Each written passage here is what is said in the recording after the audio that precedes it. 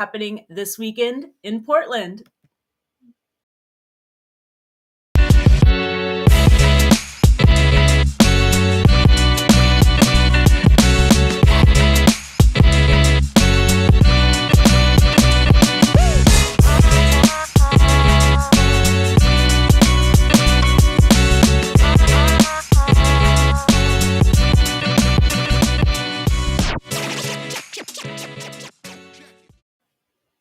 Welcome to Portland Tea Party. I'm Ciara Pressler, your host. This is your favorite show about Portland, the tea, and where the party's at.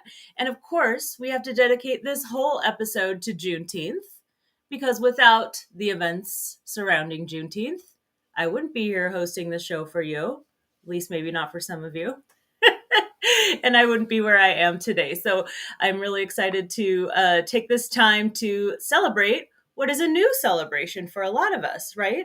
So the history of Juneteenth is that it celebrates Black Freedom Day, from the enslaved Africans, we now call African Americans, not finding out about the events of being freed through Abraham Lincoln's Emancipation Proclamation in Texas until later. Because, of course, the people who were enslaving people didn't want to stop enslaving people because they were making money, not paying anyone. So anyway, Texas didn't find out right away. Texas finds out on June 19th. Now we celebrate that called Juneteenth. And it really was like a Texas-centered holiday for so long. And Portland did not have a Juneteenth scene. I met a guy who had just moved here from LA a couple of years ago, and he was like, where's Juneteenth happening? Like, where's the spot to be? And I was like, we don't have one yet, really? There kind of is. But it has really exploded in the last couple of years since Juneteenth became a federal holiday. Now it is a day off for a lot of us. At my company, of course, it's a day off because my company wouldn't exist without the events surrounding Juneteenth. And government's closed, bank holiday, all of that stuff. So if you're, as I said in our very first episode, if your company or organization is not closed on Juneteenth, why? Do they hate Black people? Talk to somebody about that. HR, equity director, what's going on? If your company has an equity director, you probably have Juneteenth off. Am I for real on that? Okay. Juneteenth, not really happening in Oregon. It's not because we don't have a Black population. It's just like kind of wasn't a big Northwest thing. However, the Juneteenth Festival, which I'm going to talk about more in a moment, it always was going on. But of course, in 2020, when all the corporate brands were like, oh, oops, maybe we should be supporting Black people more, it's exploded in support, sponsorship, all of that good stuff. I have a lot of tea today, so let's just get into it because we also have a lot of parties.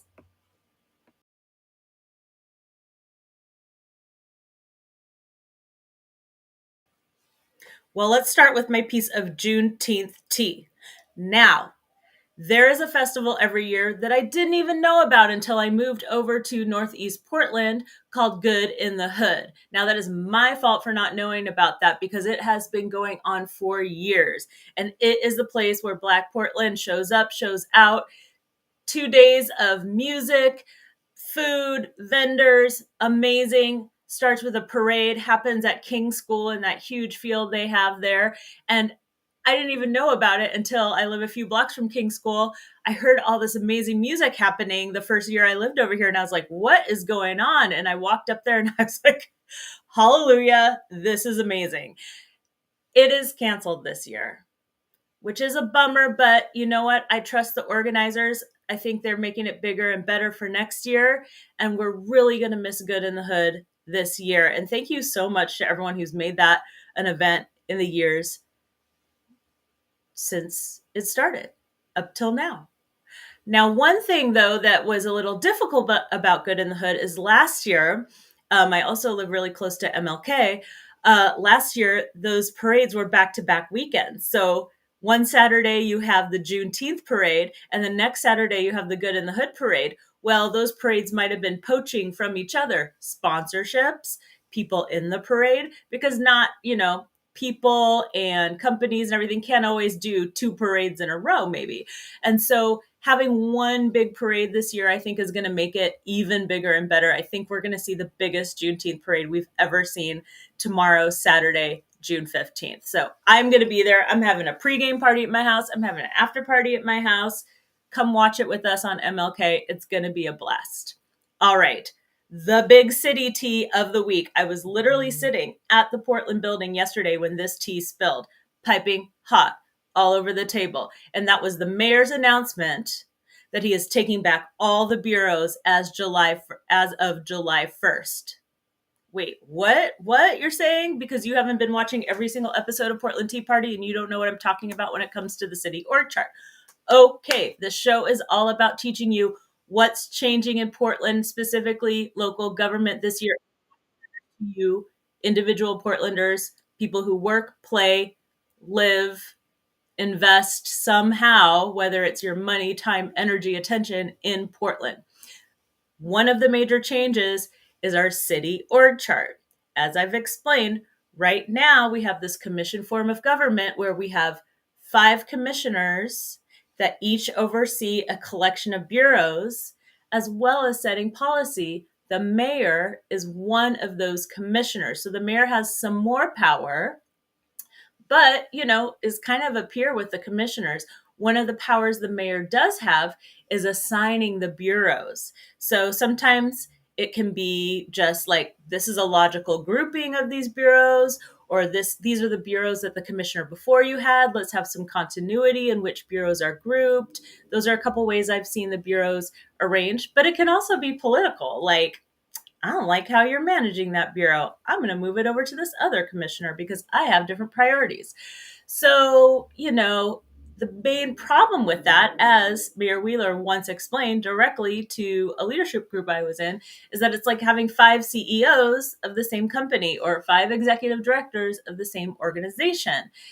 That's not a good org chart, organizational model. So, in our new city org chart, the city councilors, those commissioners, city councilors, become the legislative branch, like you see everywhere, like in federal government, right? And there's an executive branch that runs all the bureaus. It's not like the mayor's running all the bureaus. There's a city administrator, all right, who is at the top, and then there's deputy city administrators, and then it makes a lot of sense. And the org chart is really easy to find. Portland org chart, City of Portland org chart. Just Google it. It's really interesting if you're into diagrams. Okay, so all of that is going into effect January 1st, 2025. All these new ways that Portland's going to be in its form of government. However, all this stuff has been moving into place over the past year and will continue to move into place in the next 6 months. As I shared with you last month, all of those city administrator, deputy city administrators have been hired or appointed, and they're already working with those bureaus in their groups. The groups are logical. Business services, public works, livability, they make sense together in a group. Hallelujah. That makes sense for how our city should be run. All right. Now, the mayor's like, we're moving over to this org chart on July 1st. Commissioners, you are not managing bureaus anymore. Another hallelujah. This is very good for us because guess what? People who are doing policy maybe shouldn't also be tasked with being an executive, right? That's a very wide range of duties, skill sets. Also, since anybody can be elected to city council, since anybody can become a commissioner, I'm not sure that most of them have the experience necessary to run bureaus, right? Like if you're past a job, it's really hard for me to be hypothetical right here because I want to use examples. Well, a lot of people, okay, let's just say me. No, let's not say me because I would be good at running every bureau. I mean, let's be honest. But let's say you were like an executive director of like some sort of nature conservancy nonprofit. And then you're like, I want to get into public service. I'm going to run for office. And you had become one of these commissioners. Like, totally makes sense for you to be over parks, but does it make sense for you to be over the fire bureau or Maybe the Water Bureau, maybe slightly adjacent, but the bureau that takes care of pensions, no, it doesn't make sense at all. How can you be advising them? Yes, of course you have a staff, but it becomes political, y'all, because right now, especially, every single one of those commissioners, not the mayor, everyone else is running for office right now. So they're going to pull some political fuckery, let's be honest. I know you're not watching this with kids, so settle down. So when you're obviously campaigning, you're going to do weird things with these bureaus, and they're still going to be doing that in policy. It's happening all the time. Well, let me just tell you, if you're paying attention, I have to be careful. I can't call people out specifically, and I can't call certain things out because, I work for the city of Portland in the context of being a consultant to them. So I'm not trying to make any enemies here, but I really do believe in calling out flaws in systems, flaws in processes, flaws in communication that could be improved, because that's my lane, right? Individual people, listen, everyone I've worked with at the city is a fabulous person. Of course, everybody has their spots that they can't see. And of course, we want to make sure people are running at the same purposes, not counter purposes. So anyway, the hot tea in the news today is that the mayor's taking back those bureaus, making that org chart super official. I think that the bureaus are going to be really happy about this because they can just work with their DCA, their deputy city administrator, and report in. I think it's going to help things happen faster, less communication that those bureau directors just have to be doing with commissioners' offices back and forth and getting, right now it's like, oh, the commissioner wants to see me, I got to go. So whatever they're doing, they have to stop everything and go do that. I mean, it's a decent percentage of their jobs. And so I don't think the DCAs will operate like that. And of course, they still have to answer to city council because city council is making policy that affects them. But I just think this whole thing is a lot cleaner. It's getting us to where we need to go. Congratulations to the transition team who's been making sure things stay on pace. I know it feels like it's moving fast, and I know a lot of people don't like change. I love change. I'm like, let's make things better all day, every day. Let's keep iterating. But we're all going to get through it together. We're in it together. No one's doing this by themselves. So if you're pouting in the corner, get over it, because change happens. Whether you like it or not, get on board. Let's ride this train all the way to the new Portland. Or maybe we're riding a streetcar or a bike share or a scooter or those weird one-wheel things that people stand on and they just like lean and somehow don't fall into oncoming traffic. I'm never doing that.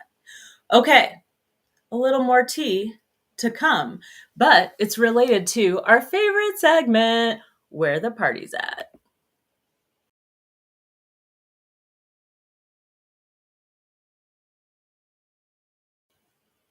Okay, there's so many great parties for the Juneteenth weekend. We're only staying on Juneteenth focus, but I'm going to have you save the date for something very near and dear to my heart that's happening in July.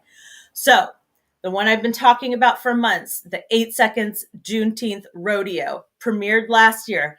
Now there is that place where everybody shows up. Well, there's multiple, but this is the place to not only wear your cowboy boots and your great big hat, sequins. This is what I love about Black people and Black culture. You cannot be overdressed. Show up, shine big, go big. It's going to be packed. It is sold out. However, I am rolling with my Women of Color crew, and we have one ticket left. So if you want to join us, just go to Instagram at Portland Tea Party and comment on our rodeo post. And if I still have that ticket, you might get to roll with us. That is on Sunday, June 16th, 7 p.m. But if you are going, a lot of people don't know this, the festivities start at 3 p.m. So there are really fun things happening between 3 and 7. Do not arrive at 6:45. You will be sorry you did. There are demos, there are vendors, there's like 9 different amazing food trucks that are going to be there. So get to the Coliseum early. It is a whole day kind of event. It's going to be a blast. Music, friends, fun, bulls, lassos, very good looking people in that ring. Do they call it a ring? I don't know. Clearly I'm not a rodeo queen, but I'm a rodeo supporter. All right, so you definitely want to go there. A little hot tea. When I was there last year, I was sitting directly behind Commissioner Dan Ryan, and he was number one fan of the rodeo. It was delightful to see. I love that he came out there. One of his bureaus, the Office of Community and Civic Life, is a sponsor of the event. He came out, he was in the gear, he was taking photos. He was like back to childhood, so delighted. So shout out to Dan Ryan for being a big champion of this event. And shout out to Vince, who was a city councilor for Gresham, still is, but now just won that election to move over to Multnomah County. And he was a great big supporter of this event and helping it get started.